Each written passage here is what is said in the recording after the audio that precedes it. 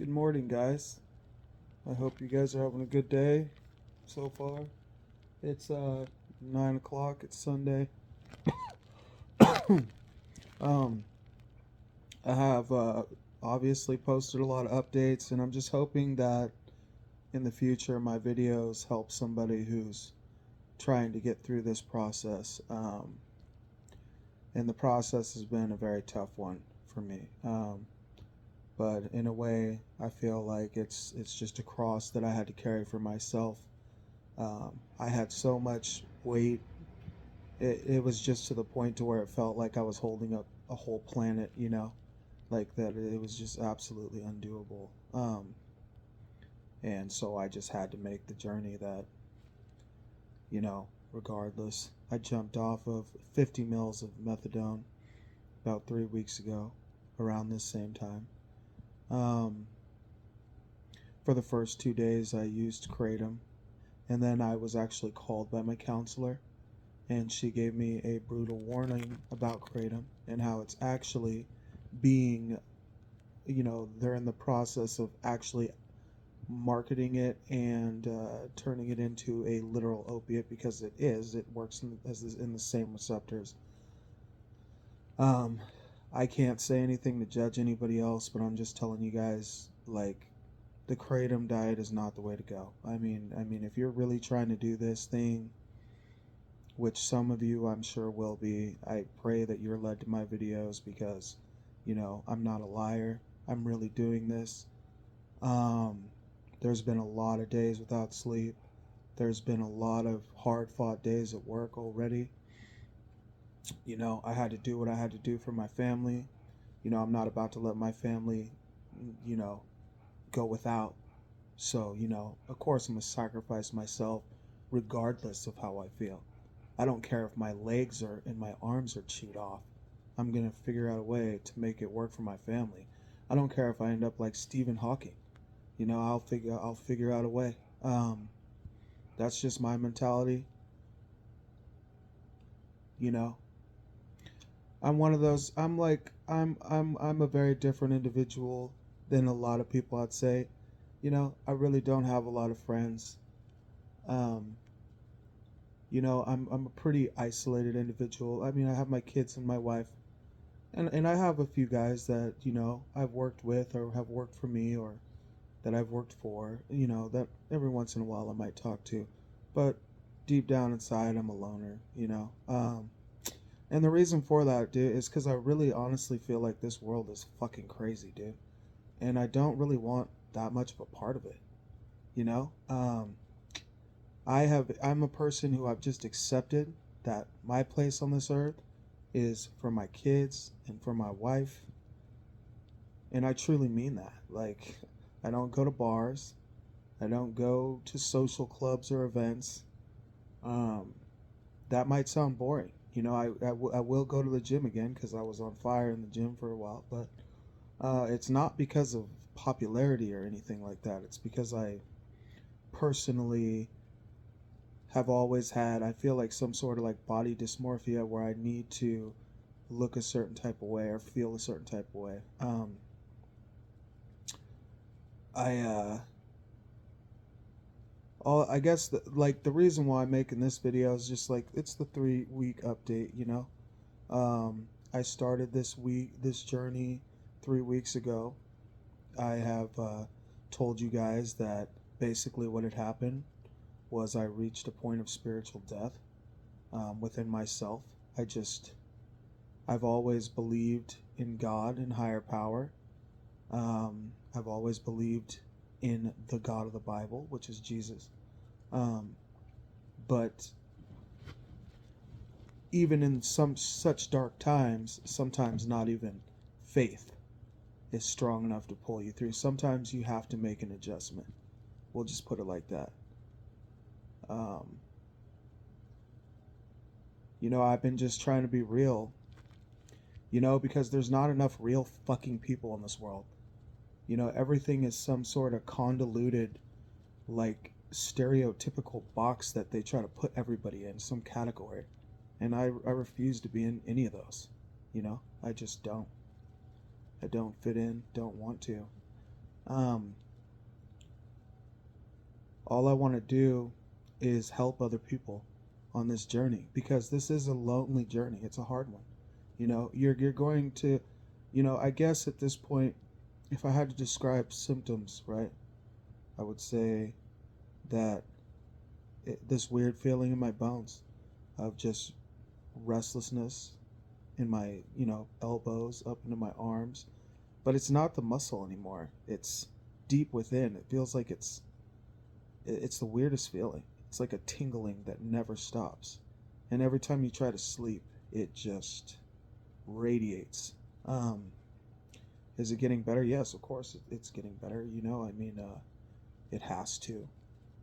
Um, I think my body was trying to get sick there for a couple days, because it was just like I just started to feel really heavy and very just different. Just the feeling that you get when everybody knows when you're getting sick, right? But so like yesterday I had no energy. Um, it's there's a lot of shame in it too, because I can't say that it's very possible to do it without every once in a while using a different form of medication that's non-opiate like. Because I'm going to tell you guys, I don't honestly know how many days you can survive without sleep at all. So I could, and I, it's just a tough one, man. It's a tough one. It's almost like being punished for the whole time. But there's good things, like the sun makes you happy. Things that you didn't normally feel. You know, you're not controlled the same way. You know, you don't have to go to a clinic. Um, it's disgusting, because there's so much more to my life than this. That I could tell you guys about. There's so much more. Just like any of you. There's no way to explain how vague this little process is in accordance to my entire life. Like, so I can't really say. I almost feel ashamed even watching my own videos, because it's like I just feel like the reason why I made this segment of videos is because I just felt like it was really important. Because I feel like some people are going to go through this at some point, and they're going to be like, you know what, I need off. And they're going to need to turn to something and figure out how somebody else did it, or if somebody else even did it. And because the media and YouTube and everything, there's just, you never know what you're getting. You know, I remember when I was first getting ready to start doing this, I was doing a lot of research on Kratom, for instance. And I ran into this wacko guy who's kind of like promoting Kratom. And in some videos, he's just talking about how wonderful it is and how all the effects are just great and it's just lovely and this and that. And then you fast forward on his channel, and he's talking about how he has to do all these different things to avoid withdrawal, because the withdrawal is absolutely unbearable. He even says out of his own mouth. So it's like, why are you leading people down this path if you know that their nervous systems are going to be messed up, and their brains are going to not be able to operate for weeks, and the detox is just as bad, if not worse, than heroin even, you know, depending on how much sludge you're taking. It's just like, it's like, guys, it's just time to wake up and realize, man, that I'm not a doctor. I'm not here to tell you what to do with your life. I'm just saying, you know, I was misdiagnosed bipolar. They put me on shit tons of pills back in like when I was in high school. I remember starting a wrestling tournament. I was seeded number 1 to win, like, the tournament. And I started on some like Zoloft and Abilify and Lexapro and Lamictal and all these things. Like, I think I was transition. I don't even remember, and I'm not even gonna go into why. Um, but I remember just walking out on the mat, and I was already out of breath. I was defeated before I even started the match. The kid laughed at me. You know what I mean? Like, I went from being the number 1 seed in that tournament to placing like 4th or something. I couldn't even get Like I was in a sunken place. If you ever watched the movie Get Out, that's how I was living my life, in a sunken place, dude. Like, trust me, like, I feel like it's almost like being a never-ending test subject, it's ridiculous. Like, oh, I'm anxious, so I need this. Oh, I've had some mood swings lately. Oh, my grandpa passed away. I'm having a tough time. I think I might need an antidepressant. It's like, come on, guys, wake up, man. It's like, this is real. Like, we're on this earth for a reason. It's not to be numbed down. It's not to be lied to and led astray down this path of darkness. Now, I can understand like why people drink. I can understand why people, you know, want to mend their pain with alcohol here and there. And I feel like as long as you don't get addicted to it and you only do it every once in a while, it's okay maybe to drink a couple beers. And I can understand why people smoke weed. Because I used to smoke weed, and there was a lot of pain during those periods of time, and I feel like without the weed, I definitely couldn't have helped myself.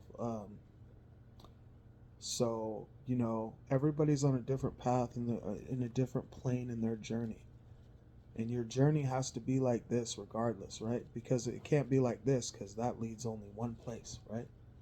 And I don't know if you ever seen Dangerous Minds, but it's like that saying, I will not lead myself down to die. When I go to the grave, my head will be high. That's the way that was one of the most powerful sayings that I feel like a lot of people forgot about.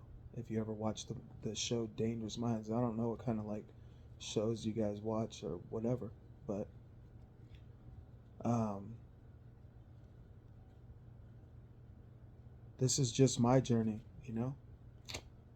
It led me to years and years and years and years and years of being stuck on substances. You know, you don't want that.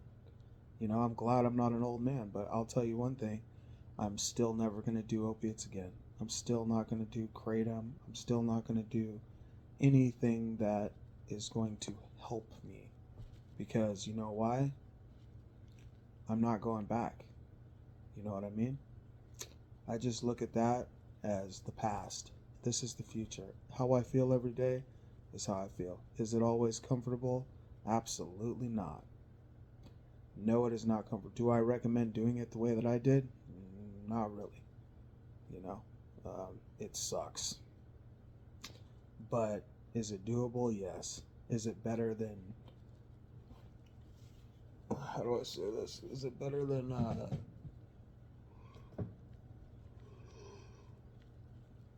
For a lot of you, it's probably the easiest option right now.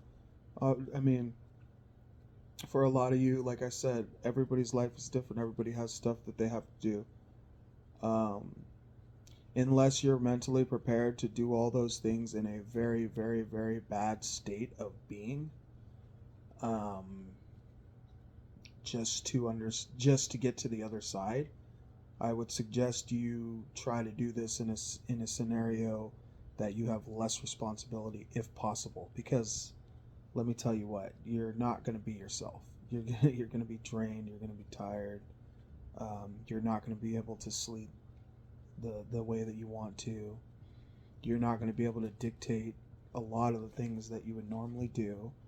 Um, and if you're coming off methadone, particularly, just know that that's a nasty one, dude. That's I would have to say, like, it's got to be the worst. You know what I mean? I think it could literally kill a person without sleep. Like, if you were absolutely like unable to take anything and come off it, I think you would be delusional after about 15 days straight or so of like no sleep. So you're gonna have to find Ambien or something prescribed to sleep, because you have to sleep. And when you wake up in the morning, if you do sleep, you're gonna be punished, because you're gonna have restless legs and arms, even worse. So I don't know how long it's gonna last. I don't really care. Things are getting a lot better. I've lost a lot of weight. I can eat. as much as I want, and I still am losing weight. Um, um, yeah, but I'm still here, and I hope that this is helping somebody.